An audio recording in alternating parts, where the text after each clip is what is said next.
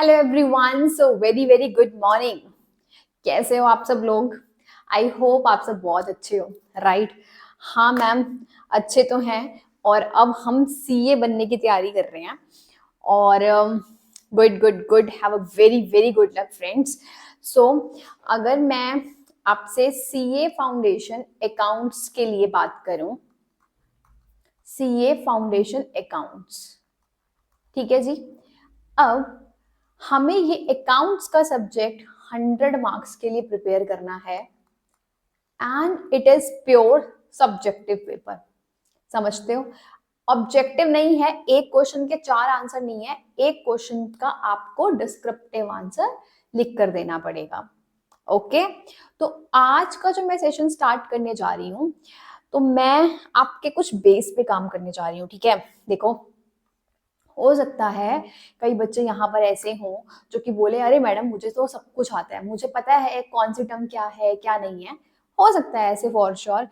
तो but please थोड़ा सा कोऑपरेट करके चलना है हमारे को, बिकॉज अगर मैं आप लोगों को जीरो लेवल से पढ़ाने वाली हूँ, मैं सोचने वाली हूँ किसी बच्चे को कुछ भी नहीं पता है, ठीक है, तो आप प्लीज कोऑपरेट करना। जो भी नॉन मेडिकल के स्टूडेंट्स हैं उनके लिए बहुत हेल्पफुल रहने वाला होगा। और आप देखना, कॉमर्स के बच्चों को भी बहुत ज्यादा कुछ नहीं पता। ठीक है, तो आ जाओ, क्लास की स्टार्ट करते हैं with a very basic concept. उससे पहले मैं आपको एक दो चीजें और क्लियर कर दूं कि हम इस सेशन में क्या करने वाले हैं। 2 नोटबुक्स प्रिपेयर करने वाले हैं। एक रहने वाली है मेरी नोट्स की copy and the second will be जिसमें हम क्वेश्चन आंसर को डील करेंगे। ठीक है, तो मैं हैंड रिटन नोट्स बनवाती हूँ, यस, फॉर द अकाउंटेंसी। तो आप पढ़ते पढ़ते भी उसको नोट कर सकते हो। और मीनवाइल जब क्लास ओवर हो जाएगी, आपको पीडीएफ वर्जन भी मिल जाएगा ड्यूरिंग द डे, जो भी हमने क्लास में करा है। Fine, so it's up to you, but practical questions make sure आप अलग नोटबुक बनाएंगे जिसमें आप चैप्टर वाइज हम अलग अलग अलग प्रैक्टिकल क्वेश्चंस करने वाले हैं। ओके, तो आ जाओ, आप सब बड़े ही ध्यान से समझेंगे। देखो, मेरे पास फर्स्ट टर्म आती है कैपिटल। फर्स्ट टर्म आती है कैपिटल की। कैपिटल क्या है? ठीक है, अब ध्यान से समझना।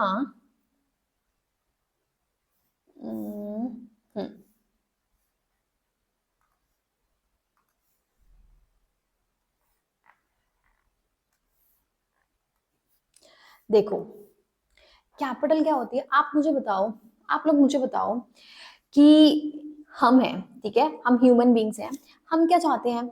मैं चाहती क्या हूं, अगर मेरे पास 10 लाख रुपीस पड़े हैं, अगर मेरे पास 10 लाख रुपीस पड़े हैं, तो क्या मैं इस 10 लाख रुपए को अपने पास रख लूं?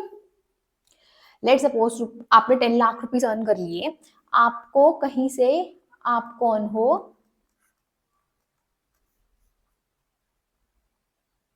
आप हो परी। ठीक है, आपका नाम क्या है? परी। जादू करने वाली परी नहीं है। मैम बोलो अरे मैम परी तो कुछ भी कर सकती है, ठीक है, ऐसा नहीं। हमने बोला ये परी है, ठीक है, ये हो आप, आपका नाम है परी। अब एक बात बताओ, अगर परी के पास 10 लाख रुपए हैं, तो क्या परी 10 लाख रुपए अपने पास रख लेगी? उसको फॉर एवर उसके बाद 10 लाख रुपए जाने हैं, तो क्या ये परी ऐसे करेगी क्या कि मैं ये अपने पास रख लेती हूँ, अपने लॉकर में सेव करके रख लेती हूँ, और वो 10 लाख रुपए उसको क्या करने वाले हैं? बेनिफिट देने वाले हैं। आप सोच के बताओ। नहीं ना, हम लोग उसको बोलेंगे, हम परी को बोलेंगे परी आपको एक काम करना चाहिए, आप ना अपने ये पैसे बैंक में डिपॉजिट करा दो। आप ये अपने पैसे बैंक में डिपॉजिट करा दो। क्यों करा दो? क्योंकि वहां से क्या मिलता है? इंटरेस्ट। वहां से क्या मिलता है? इंटरेस्ट। तो फॉर श्योर अगर आपने 10 लाख रुपए आज बैंक में डिपॉजिट कराए, तो कल आपको जाकर परी, कल आपको जाकर क्या मिलने वाला है? इस 10 लाख के ऊपर इंटरेस्ट मिलने वाला है। मानते हो? सब मानते हो इस बात को? ठीक है, हम अपनी वैल्यू को इनहैंस करना चाहते हैं। जितना भी हमने वैल्यू लगाया, हम उस वैल्यू को इनहैंस करना चाहते हैं through the help of interest. Similarly लोग अलग अलग जगह पर इन्वेस्ट करते हैं अपना पैसा। जो भी उनके पास पैसा होता है वो अलग अलग जगह पे इन्वेस्ट करते हैं ऑन द बेसिस दैट कि कौन सी जगह से उनको प्रॉफिट ज्यादा मिल रहा है, कौन सी जगह से वो अर्न अच्छा कर पा रहे हैं इंटरेस्ट इनकम। ठीक है। सिमिलरली परी को क्या पता चला कि मैं ना इस बिजनेस में इन्वेस्ट करती हूँ। परी ने सोचा मैं ना एक अपना बिजनेस ओपन करती हूँ। ठीक है, मैं अपना एक बिजनेस ओपन करती हूँ। ये है परी का बिजनेस। ठीक है, तो परी ने बिजनेस ओपन करा, टॉयज का बिजनेस ओपन करा।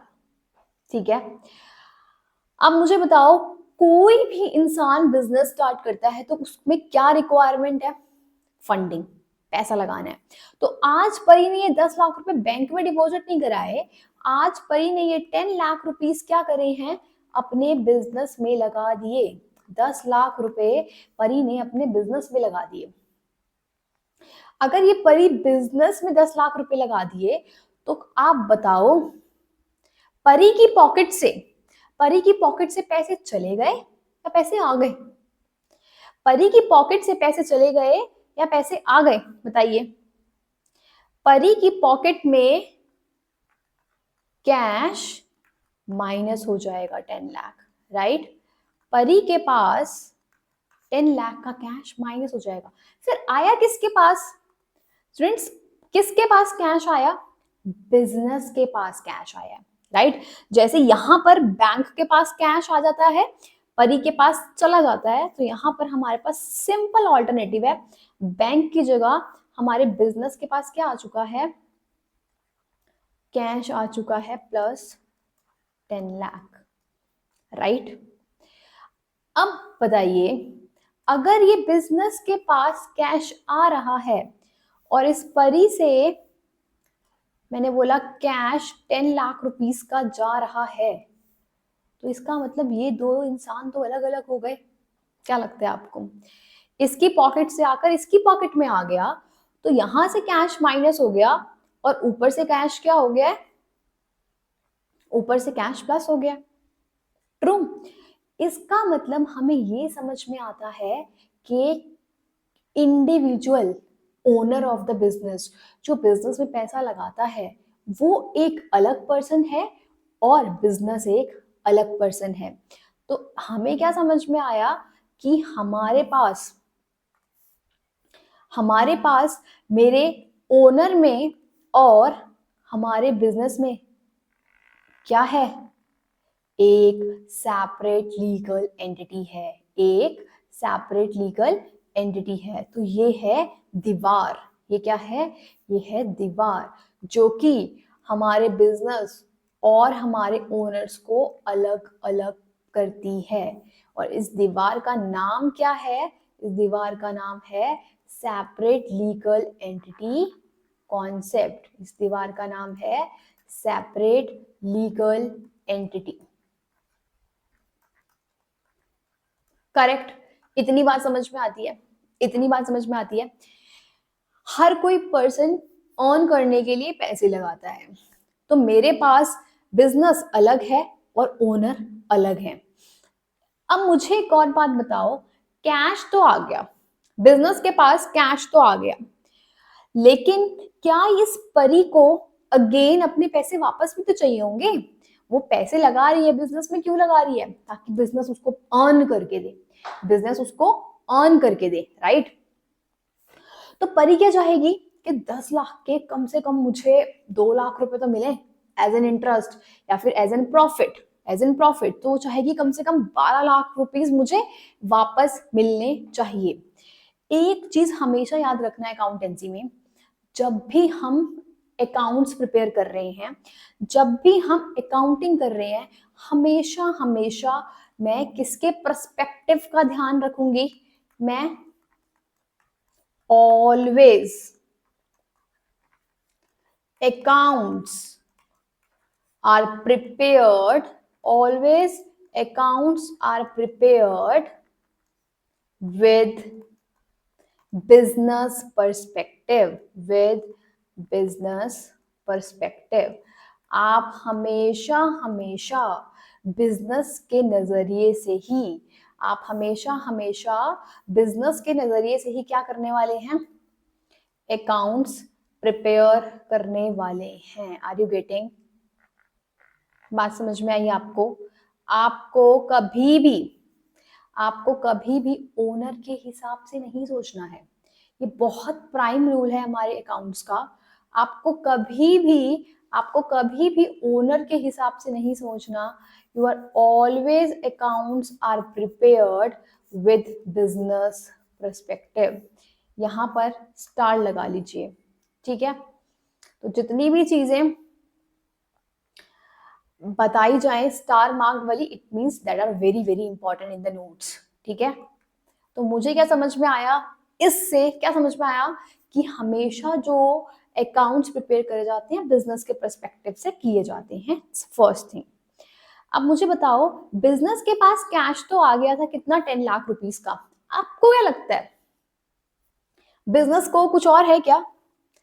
बिजनेस को कुछ और है क्या? बिजनेस की, बैंक की क्या थी, लाइबिलिटी है ना। लेट सपोज आप दो फ्रेंड्स हो, ठीक है? आपकी एक फ्रेंड जिसका नाम था परी, चलो परी रखते हैं आपकी फ्रेंड का नाम, ठीक है? परी ने तुषार को क्या दे दिया? हमने बोला दो फ्रेंड्स थे, ये है परी और ये कौन है, तुषार, ठीक है? तुषार को चाहिए था, ये है तुषार, ठीक है? तुषार को क्या चाहिए था? तुषार कह रहा है परी से, अरे यार परी तुझे पता है परी, मुझे ना 1000 रुपीज की अर्जेंट रिक्वायरमेंट है। किसको, किससे रिक्वेस्ट कर रहा है? तुषार रिक्वेस्ट कर रहा है परी से, परी प्लीज क्या तुम मुझे 1000 रुपीज दे सकती हो? परी ने दे दिए, तुषार की हेल्प कर दी, ठीक है? अब तुषार के पास पैसे तो आ गए, पैसे आ गए तुषार के पास, बिल्कुल आ गए, कैश तो आ गया 1000 का। आपको क्या लगता है दूसरा इफेक्ट क्या होगा? तुषार के ऊपर भार है ना कि उसको 1000 रुपये रिटर्न भी तो करने हैं परी के, लेके थोड़ी बैठ जाएगा। तो तुषार को लाइबिलिटी आ जाती है, तुषार की लाइबिलिटी आ जाती है अमाउंटिंग ₹1000। सिमिलरली बिजनेस में क्या है, सिमिलरली ये बिजनेस भी अलग अलग एंटिटी है।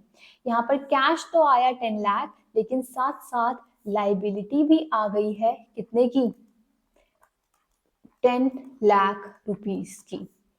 क्या मैं परी के हिसाब से, इस एग्जाम्पल में क्या मैं परी के हिसाब से सोचूंगी? नहीं, बिकॉज मेरा स्टार कहता है कि हमेशा हमेशा अकाउंट्स कैसे प्रिपेयर होते हैं, विद बिजनेस पर्सपेक्टिव। क्लियर? अब जो चीज बिजनेस को ओनर्स को देनी होती है, उस लाइबिलिटी का नाम होता है कैपिटल, उस लाइबिलिटी का नाम होता है capital. So liability of the business, liability of the business paid to owner, paid to owner of the business is known as capital. समझ में आई आपको?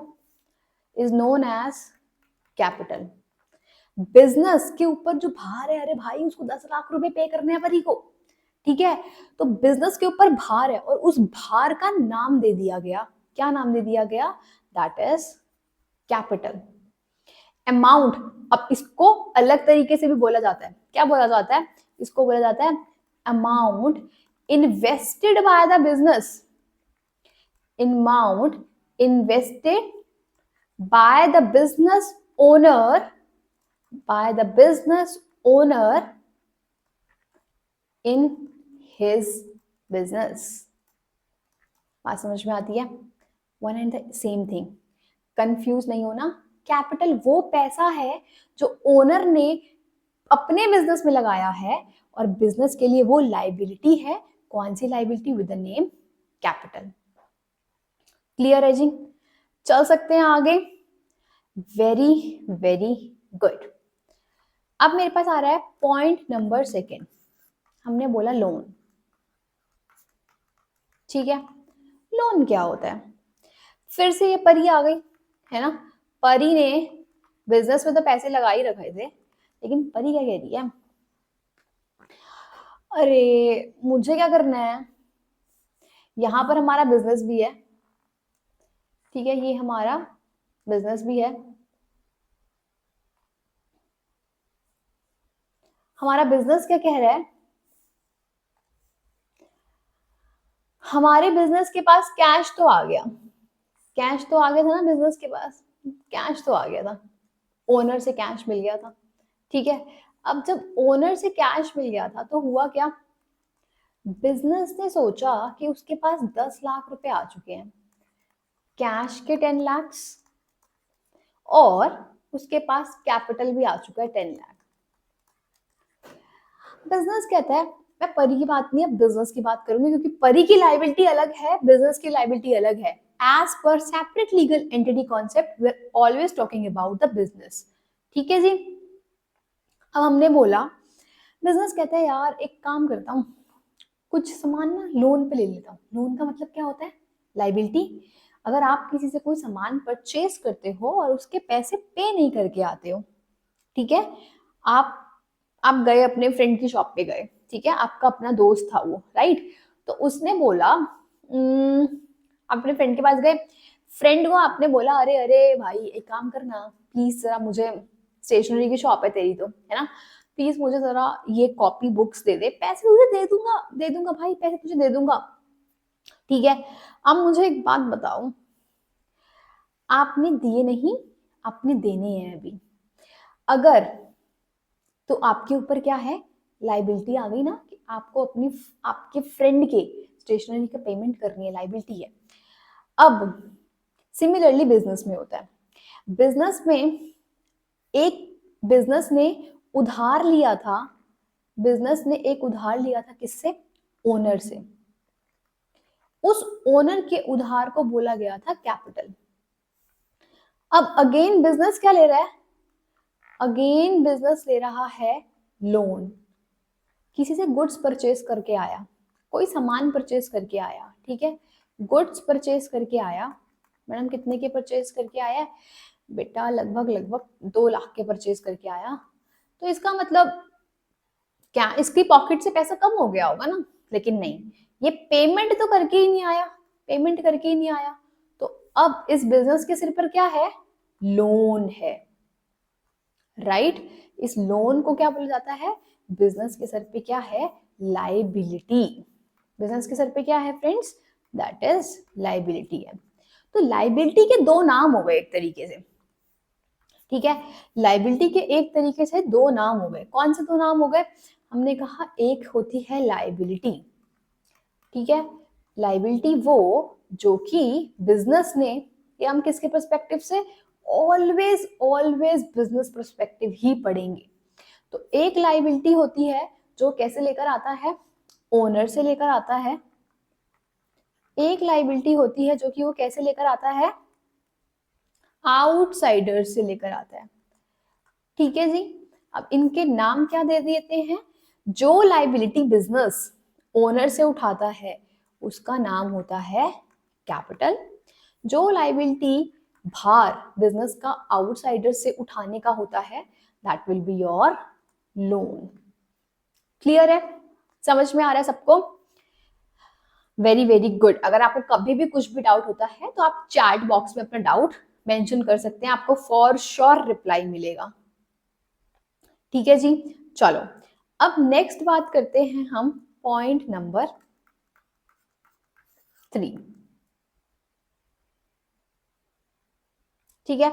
अब पॉइंट नंबर 3 ये कह रहा है हमारे को, आप लोगों ने सुना है कुछ खर्चा हुआ, एक्सपेंसेस की बात सुनिए, एक्सपेंसेस इनकर्ड, एक्सपेंसेस खर्चा हुआ, खर्चा, देखो अगेन, अगर आपको बिजनेस के लिए, बिजनेस क्या कर रहा है अब, एक्सपेंसेस कर रहा है, बिजनेस ने सोचा अरे मुझे कैश मिल गया भाई 10 लाख रुपए का, ठीक है, मेरी लाइबिलिटी भी है 2 लाख रुपए, देखो टोटल लाइबिलिटी तो उसकी कितनी है, 10 लाख जो उसने लाइबिलिटी ली थी ओनर से, और 2 लाख जो बिजनेस ने लाइबिलिटी ली थी आउटसाइडर से। तो कह रहा है total liability is 10 lakh plus 2 lakh is equal to 12 lakh. कहते हैं कुछ परचेज करके आते हैं, तो ये गए मार्केट में और मशीनरी परचेज करके आए बिजनेस के थ्रू। देखो ऐसे नहीं मैडम, आप ये बताओ बिजनेस कैसे जाएगा? Business is an artificial person, business के बिहाफ पर ही प्रोप्राइटर काम कर रहा है, ठीक है। तो ये क्या करा इसने, किसने कहा चलो मैं मशीनरी परचेज करके आता हूँ। हमने कहा कितने की मशीनरी परचेज कर ली? आपने 3 लाख की मशीनरी परचेज कर ली, ठीक है। नाउ द क्वेश्चन इज खर्चे क्या होते हैं? What is expenses? आप मार्केट में गए, आपने पैसे दे दिए, अब ये खर्चा है या मेरा एसेट है? एसेट, मैम एसेट नहीं बढ़ाया आपने अभी, बता रही हूँ, ठीक है। मेरा खर्चा, खर्चा क्या होता है?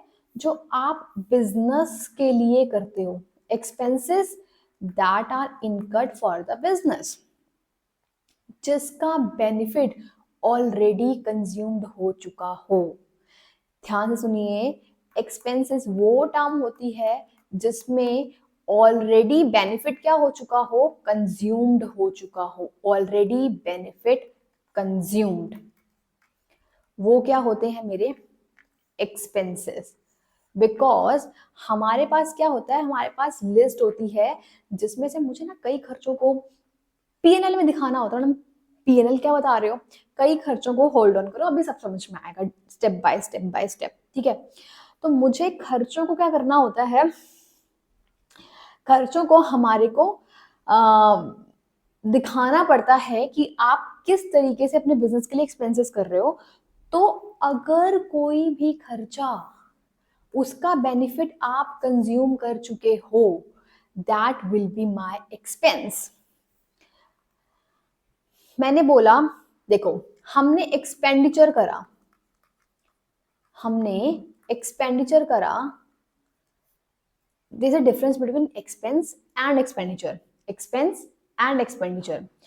जब मैं मशीनरी परचेज करके आई थी, जब मैं मशीनरी परचेज करके आई थी ना, मैं मशीनरी परचेज करके आई थी 3 लाख की, ठीक है। अब जब मैं 3 लाख की मशीनरी परचेज करके आई थी, तो इसके अब 2 पॉइंट ऑफ व्यू है। एक्सपेंडिचर तो मशीन परचेज्ड है, बट मैं बोलती हूँ इसमें से कितना एक्सपेंस है और कितना मेरा एसेट है। एसेट क्या होता है? एसेट होता है फ्यूचर इकोनॉमिक बेनिफिट। एसेट्स अभी और अच्छे से समझाऊंगी, अभी के लिए आप समझो एसेट वो चीज है जिसको आपको भविष्य में क्या मिल सकता है, उससे आपको बेनिफिट मिल सकता है। आप स्कूटी परचेस करके आते हो, आप कार परचेस करके आते हो, क्या सेम ईयर में उसकी लाइफ खत्म हो जाती है क्या? नहीं, 10-10 साल उनकी लाइफ होती है ना। तो आप खुद सोच कर देखो, आपने मशीनरी परचेस करी तो वो मेरा 3 लाख का खर्चा है। आपने गाड़ी परचेस करी, 10 लाख की गाड़ी परचेस करी, तो वो मेरा खर्चा नहीं है। क्यों? क्योंकि वो मुझे अभी फ्यूचर में बेनिफिट देने वाला है। खर्चा वो होता है जिसका आपने बेनिफिट सेम ईयर में कंज्यूम कर लिया है। जैसे कि आपने सैलरी पे करी, एम्प्लॉयज होते हैं, ठीक है, एम्प्लॉयज होते हैं। एम्प्लॉयज क्या करते हैं? एम्प्लॉयज को हम लोगों को सेम मंथ में सैलरी दे देते हैं, वो सेम मंथ में वर्क करते हैं, काम करते हैं, और सेम मंथ में हम उनको सैलरी का पेमेंट कर देते हैं। तो मैं क्या कहती हूँ, उनसे बेनिफिट ले लिया, उनसे काम करा लिया, आज उनकी पेमेंट करनी पड़ेगी। तो जो पेमेंट करनी पड़ेगी वो है क्या? मेरा एक्सपेंस है। तो expenditure is a total amount, जितना आपके पॉकेट से पैसा खर्च हुआ है, ठीक है, जितना भी आपकी पॉकेट से पैसा खर्च हुआ है वो होता क्या है? एक्सपेंडिचर। उस एक्सपेंडिचर में से आपको बाइफरकेट करना है, खर्चा कितना है, एसेट कितना है। जिस खर्चे को आपने पर्टिकुलर मंथ में, पर्टिकुलर ईयर में कंज्यूम कर लिया, वो आपका खर्चा है, अदरवाइज वो आपका एसेट है। क्यों एसेट है? क्योंकि आपको उससे फ्यूचर इकोनॉमिक बेनिफिट मिलने वाला है। गाड़ी 10 लाख की गाड़ी खरीदी, आपको 10 सालों तक सुख देगी ना वो, राइट? तो उसका ईयर ऑन ईयर बेसिस पे कंजम्पशन होगा, ईयर ऑन ईयर बेसिस पे कंजम्पशन होगा। जैसे 3 लाख की मशीनरी ली, तो मैंने बोला 3 लाख की मशीनरी अगर मेरी 10 साल तक चलेगी, इसका मतलब 30,000 मैं एवरी ईयर उसको कंज्यूम कर रही हूँ। तो इसका मतलब मैं 30,000 तो इस ईयर में एक्सपेंस बुक करूंगी, and the rest of the amount कहाँ बुक करूंगी? 30,000 का तो एक्सपेंस बुक कर दूंगी, और rest of the amount that is 2,70,000 will be my asset. समझ में आती है बात? समझ में आती है? ठीक है जी, ओके ओके। अब बताती हूँ एसेट क्या होता है। ठीक है, अब बताती हूँ एसेट क्या होता है। देखो, एसेट क्या है? एसेट है फ्यूचर इकोनॉमिक बेनिफिट देने वाला। हमने बोला, अभी हम बात कर रहे थे, आप लोगों ने कार परचेज करी, आप लोगों ने कार परचेज करी, कितने की करी? 10 लाख की परचेज करी। ये आपको लाइफ क्या है इसकी? 10 इयर्स तक ये आपको बेनिफिट देने वाली है। ठीक है, तो एसेट होता है जो कि आपको फ्यूचर इकोनॉमिक बेनिफिट दे, जो आपको फ्यूचर इकोनॉमिक बेनिफिट देने वाला है, वो होता है एसेट। अब इसमें मेरे पास दो बाइफर्केशन आती हैं। एक मेरे पास एसेट होता है दैट इज करेंट एसेट, एक होता है मेरे पास नॉन करेंट एसेट। ठीक है, करंट एसेट क्या कहता है मेरा? करंट एसेट कहता है ऐसा एसेट जो कि इजीली कैश में कन्वर्ट हो जाए। The asset which is converted into cash within the period of 12 months, asset which is converted into cash, which is converted into cash within a period of 12 months, within a period of 12 months is a current asset। ठीक है, जैसे कि हमने बोला, हम क्या करके आए? एग्जाम्पल, हम क्या करके आए? हम स्टॉक परचेज करके आए। ठीक है, आप स्टॉक परचेज करके आए। स्टॉक क्या होता है मैम? स्टॉक होता है, जैसे कि परी ने बिजनेस स्टार्ट करा था टॉयज का, तो टॉयज उसके लिए क्या है? स्टॉक है।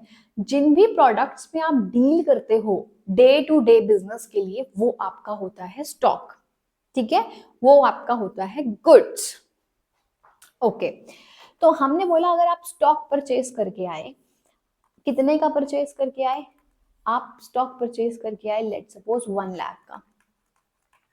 ठीक है, अब जो परचेज करके आए हो, जो टॉयज परचेज करके आए हो, तो ड्यूरिंग द ईयर कुछ चीजें बिक जाएंगी, कुछ चीज आपकी गोडाउन में, शॉप में बच भी जाएंगी।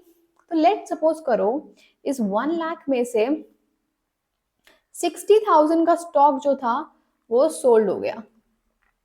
ठीक है, और इसमें से 40,000 का स्टॉक है जो कि अनसोल्ड है। ठीक है, 60,000 का स्टॉक बिक चुका है, 40,000 का स्टॉक नहीं बिका। आप मुझे बताओ, जो स्टॉक बिक गया है, इसका मतलब आपने अपना ऑब्लिगेशन फुलफिल कर दिया, आपने उसको बेच दिया है। इसका मतलब आपने उसका परफॉर्मेंस ऑब्लिगेशन कंप्लीट कर दिया। That will be my expense. क्यों? क्योंकि आप इसका बेनिफिट ऑलरेडी कंज्यूम्ड कर चुके हो, आपने बेचा उसको। इसका मतलब आप प्रॉफिट लॉस जो भी सिचुएशन में हो, आप ऑलरेडी इनकट कर चुके हो अपनी ऑब्लिगेशन। बट जो स्टॉक अनसोल्ड पड़ा है, जो पड़ा हुआ है, टॉयज पड़े हुए हैं आपके स्टॉक में, उसका क्या करूं? That will be your asset. क्यों? क्योंकि भाई वो फ्यूचर में बिकने वाले हैं, आज नहीं बिके, फ्यूचर में बिकने वाले हैं, तो वो क्या है? आपका एसेट है। और जो गुड्स बिक गए, इसका मतलब कॉस्ट लगाया आपने, लेकर आए और बेच डाले, कंज्यूम्ड हो गए, that will be your expense. ठीक है, नॉन करंट एसेट्स कौन से होते हैं? नॉन करंट एसेट्स अब ये कौन से हैं जो कि करंट एसेट जो कि 12 महीने के अंदर अंदर ही जिसका बेनिफिट आपने कंज्यूम कर लिया, इसका मतलब स्टॉक परचेज इसका एग्जाम्पल था। अब नॉन करंट एसेट्स कौन से होते हैं? Assets assets which is not converted into cash, not converted into cash within 12 months।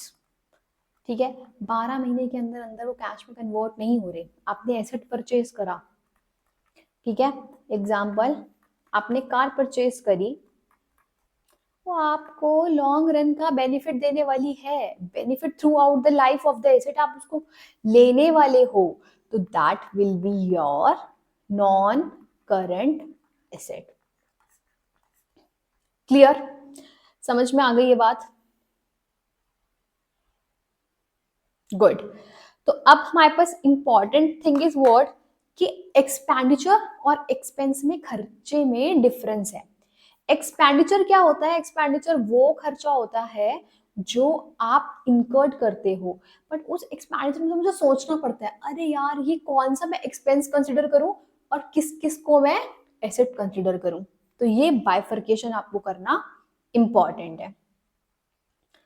ठीक है जी, चलो आगे चलें। नेक्स्ट क्या आता है हमारे पास?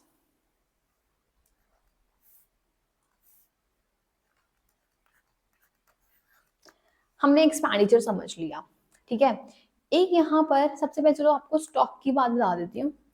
स्टॉक और गुड्स, स्टॉक और गुड्स क्या होता है? स्टॉक, हमने बोला था कि परी क्या कर रही थी? परी बिजनेस कर रही थी, है ना। किस चीज का बिजनेस कर रही थी? परी ने बिजनेस करा था टॉयज का बिजनेस। परी ने जो ये बिजनेस किया था ये टॉयज का बिजनेस था। तो परी के बिजनेस के लिए जितने भी टॉयज परचेज करे जा रहे हैं, जितने भी टॉयज परचेज करे जा रहे हैं, वो सारे के सारे बिजनेस के लिए क्या है? गुड्स। स्टॉक ये ऐसा सामान है जिसमें business day to day activity में डील कर रहा है। परी डे टू डे एक्टिविटी में इसी टॉयज के लिए डीलिंग कर रही है, तो उसके लिए टर्म क्या यूज करेंगे? Goods. Day to day operations deal हो रहे हैं, right. Day to day operations को हम क्या कर रहे हैं? डील कर रहे हैं, दैट इज स्टॉक। मैम अगर हम टॉयज को खरीद कर आए, अगर मैं, वेरी इंपॉर्टेंट पॉइंट, ठीक है, अगर मैं टॉयज को, क्योंकि मैंने एग्जाम्पल दिया है टॉयज का, अगर मैं टॉयज को परचेज करके आई, इसका मतलब मैं गुड्स को परचेज करके आई। अगर मैं सिंपल बात कर रही हूँ अभी परी की, राइट, इसका मतलब है मैं गुड्स को परचेज करके आई, तो यहाँ परचेजेस की टर्म यूज करेंगे परचेजेस। ठीक है, लेट सपोज अगर मैं टॉयज को ही, मैं मतलब परी, ठीक है, अगर परी टॉयज को ही क्या करके आई? सोल्ड करके आई, बेच के आ रही है, इसका मतलब वो अपने गुड्स को बेच के आ रही है, तो ये टर्म क्या यूज करेंगे? सेल्स। ये टर्म यूज करेंगे sales, purchases, sales. This is important, very very important, क्योंकि यहाँ बच्चे बहुत कंफ्यूज हो जाते हैं। मैं बताऊंगी अभी कि यहाँ पर कंफ्यूजन का पॉइंट क्या है। मैम हमें तो कुछ नहीं लग रहा, हमें तो बहुत सिंपल लग रहा है, तो वेरी वेरी गुड, बट यहाँ कुछ पॉइंट है मेरे पास कंफ्यूजन का, ठीक है। तो यहाँ पर हमारे को अगर गुड्स परचेज की बात आएगी, टर्म यूज करेंगे परचेजेस। गुड्स सोल्ड की बात आएगी, टर्म यूज करेंगे सेल्स। आप मुझे एक बात बताओ, अगर गुड्स की बात नहीं कर रही मैं, बहुत बहुत बहुत ध्यान से सुन लो, ये मेरे अकाउंट्स के ऐसे कॉन्सेप्ट्स हैं ना बेस बिल्डिंग वाले, कि अगर आपने ये नहीं समझे अच्छे से, आपको समझ में नहीं आएगा अकाउंट्स आगे। तो जितनी भी बातें मैं क्लास में कर रही हूँ, अगर नहीं समझ में आई तो पीछे जाकर दोबारा देख लो, बट ये बहुत इंपॉर्टेंट क्लास है जिनका बेस वीक है। Because I have seen students, उनको लगता है मुझे अच्छे से आता है सब अकाउंट्स में, उनसे कैपिटल पूछने बैठो, they don't know what is the meaning of capital. Goods खरीद रहे हो या एसेट खरीद रहे हो, क्या टर्म यूज करनी है उनको नहीं पता। अब बात समझ रहे हो? तो ये मोस्ट इंपॉर्टेंट क्लास है बेस बिल्डिंग की। अगर आप लोगों को दिक्कत लग रही है समझने में, तो आप पीछे करके आराम से देखो क्लास को, आराम से देखो, बट यहीं से ही मेरा बेस फर्दर मेंटेन होने वाला है। ठीक है, गुड। तो मैं बता रही थी, अगर आप अपने गुड्स को बेच रहे हो, गुड्स को खरीद रहे हो, आप टर्म यूज करोगे परचेजेस और सेल्स। मेरे पास सेकंड आता है most important point. Let suppose अगर आप अपने एसेट्स को बेच रहे हो और खरीद रहे हो, अगर आपने एसेट्स परचेज करे, तो मैं टर्म क्या यूज करूं मैम? एसेट्स मतलब कार, मशीनरी, फर्नीचर, जिसकी लाइफ फ्यूचर इकोनॉमिक बेनिफिट देने वाली है। ठीक है, तो हम टर्म यूज करेंगे एसेट का नाम। Asset can be car, asset can be furniture, asset can be machinery और एनीथिंग। हम एसेट का नेम यूज करेंगे, जो भी नाम है। हमने बोला कि मेरे पास जो मेरी एसेट है, ये क्या हो गई है? ये एसेट हमने सोल्ड कर दी है। ठीक है, तो भैया ध्यान रख लो, मैं यहाँ पर एसेट का नाम ही यूज करने वाली हूँ। ठीक है, ये मोस्ट इंपॉर्टेंट पॉइंट है, इंपॉर्टेंट। ठीक है, चलो आगे चले। अब नेक्स्ट हमारे पास आ रहा है पॉइंट नंबर 7। देखो नेक्स्ट पॉइंट क्या कहता है, लेट सपोज अभी हम बात करके आ रहे हैं कि एक्सपेंडिचर क्या होता है। ठीक है, हमने बात करा कि एक्सपेंडिचर क्या होता है। आपने बोला जितना भी मेरे कैश से पेमेंट जा रहा है ना, दैट इज एक्सपेंडिचर। बट उसके बाद आप उसको बाइफरकेट कर रहे हो एक्सपेंसेस में और एसेट में, राइट? जो हमने ऊपर थर्ड पॉइंट में पढ़ा था। बट हम यहाँ पर अब एक्सपेंडिचर की बात कर रहे हैं कि इसमें से कुछ होते हैं मेरे पास रिवेन्यू एक्सपेंडिचर, कुछ होते हैं हमारे पास रिवेन्यू एक्सपेंडिचर, और कुछ होते हैं मेरे पास कैपिटल एक्सपेंडिचर। क्या होते हैं मैम ये? सुनो, ध्यान से सुनो, ठीक है। रिवेन्यू एक्सपेंडिचर क्या होते हैं स्टूडेंट्स? रिवेन्यू एक्सपेंडिचर का मतलब रिकरिंग बेसिस पर होने वाले खर्चे, रिकरिंग बेसिस पर होने वाले खर्चे, recurring expenses, recurring expenses daily basis पे हो रहे हैं, ऑपरेशनल बेसिस पे हो रहे हैं, with in 12 months expenses, within 12 months, एक साल में होने वाले खर्चे, within 12 months में होने वाले खर्चे, दैट इज रिवेन्यू एक्सपेंडिचर। देखो ऑल्दो कैपिटल एक्सपेंडिचर और रिवेन्यू एक्सपेंडिचर के हमारे पास फुल फ्लेज चैप्टर है, बट मैं यहाँ पर सिर्फ आपको फ्लेवर दे रही हूँ कि रिवेन्यू खर्चे और कैपिटल खर्चे होते कौन से हैं। ठीक है, कैपिटल खर्चे होते हैं जो कि नॉन रिकरिंग नेचर के हैं। ये कैसे एक्सपेंसेस हैं? that are non-recurring expenses, that are non-recurring expenses। Recurring मतलब बार बार होने वाले, नॉन रिकरिंग मतलब बार बार नहीं होने वाले। जैसे कि आपने परी ने टॉयज का बिजनेस कर रखा है, तो परी बार बार क्या करेगी, टॉयज परचेज करेगी, फिर टॉयज को सोल्ड करेगी। तो उसके लिए ये खर्चे कैसे हैं, रिवेन्यू खर्चे हैं। और इसको बोला क्या जाएगा, अच्छा अगर ये अपने गुड्स, अभी बताया ना, अगर आप जिस प्रोडक्ट में डील कर रहे हो वो प्रोडक्ट क्या हो जाएगा, गुड्स हो जाता है। ठीक है।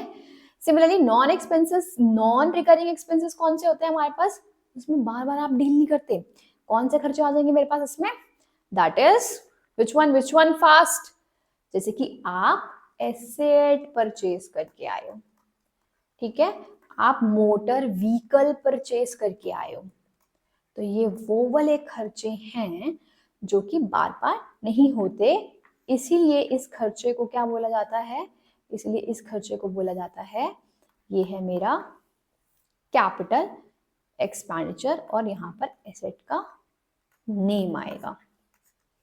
बताओ क्लियर है, कैपिटल एक्सपेंडिचर, रिवेन्यू एक्सपेंडिचर, समझ में आ रहा है आप लोगों को? गुड।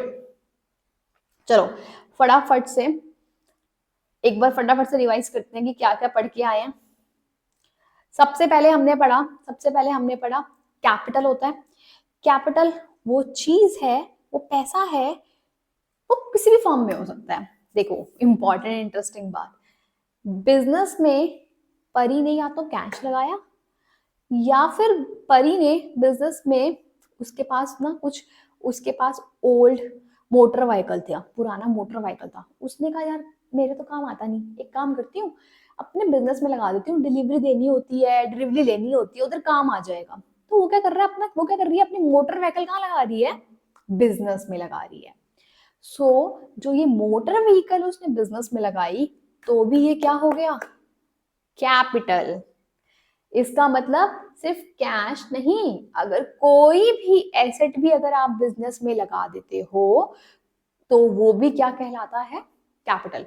एक ओनर ने एक बिजनेस में कुछ भी लगाया, कुछ भी, in the form of cash और in the form of kind, it will be capital. Business अलग, ओनर अलग, बिजनेस के ही हिसाब से सोचेंगे, बिजनेस तेरे हिसाब से खर्चा है या तेरे हिसाब से इनकम है, ठीक है, ओके।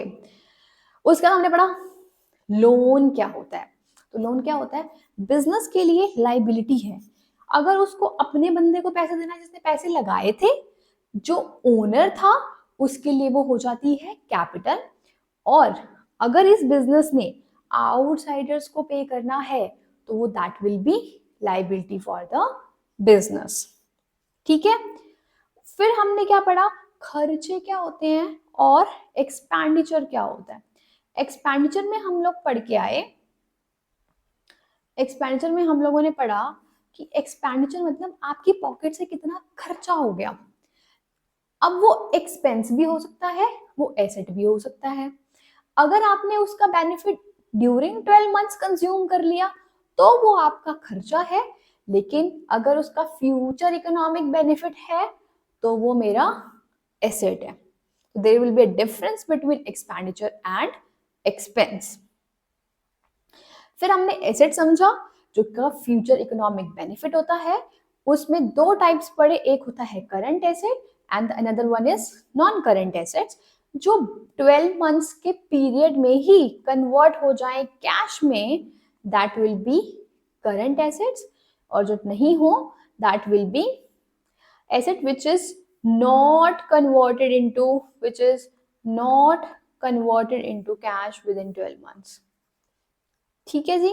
फिर हमने पढ़ा अरे भैया स्टॉक क्या होता है, अगर परी बिजनेस कर रही है टॉयज का, तो टॉयज क्या है, टॉयज है उसके लिए गुड्स और स्टॉक। तो टॉयज परचेज मतलब गुड्स परचेज, टॉयज सोल्ड मतलब गुड्स सोल्ड, तो ये सब परचेजेस और सेल्स में कंसिडर करेंगे, ठीक है। फिर मेरे पास आता है एसेट परचेज में, अगर कोई एसेट परचेज करा है तो उसका नाम लिखना, एसेट सोल्ड करा है तो उसका नाम लिखना दोस्त। फिर रेवेन्यू खर्चे पड़े, कैपिटल खर्चा पड़ा, रेवेन्यू वो खर्चा होता है जो कि बार बार आप अपनी बिजनेस के लिए कर रहे हो, जैसे कि और एक और एग्जांपल, आपने सैलरी पे कर रहे हो, रेंट पे कर रहे हो, है ना, सैलरी का पेमेंट कर रहे हो, आप लोग रेंट का पेमेंट कर रहे हो, तो ये कौन से खर्चे हैं that are recurring in nature. यहाँ पर आप मोटर व्हीकल खरीद रहे हो, आप कोई फर्नीचर खरीद कर आए हो अपने बिजनेस के लिए, ठीक है। जैसे कि कोई सोफा सेट खरीद कर आया, अब अपने ये परी ने क्या करा, सोफा सेट लेकर आई। परी कहती है अरे अरे मुझे बिजनेस में लोगों को शोकेस करने के लिए टॉयज कैसे हैं, उसके लिए फर्नीचर चाहिए। तो फर्नीचर अगर ये अपने बिजनेस में खरीद कर आएगी तो ये फर्नीचर क्या होगा, ये फर्नीचर है capital expenditure. Clear, very very good. तो फ्रेंड्स आज की क्लास हम यहीं पर ही ओवर करते हैं और नेक्स्ट क्लास में मिलेंगे, बट मेक श्योर आपको एक बार जस्ट रीड करके आओ, ठीक है, क्योंकि जब तक बेस बिल्ड अच्छे से नहीं होगा तब तक हम अब आगे क्वेश्चन अच्छे से नहीं कर पाएंगे। Okay, bye bye everyone.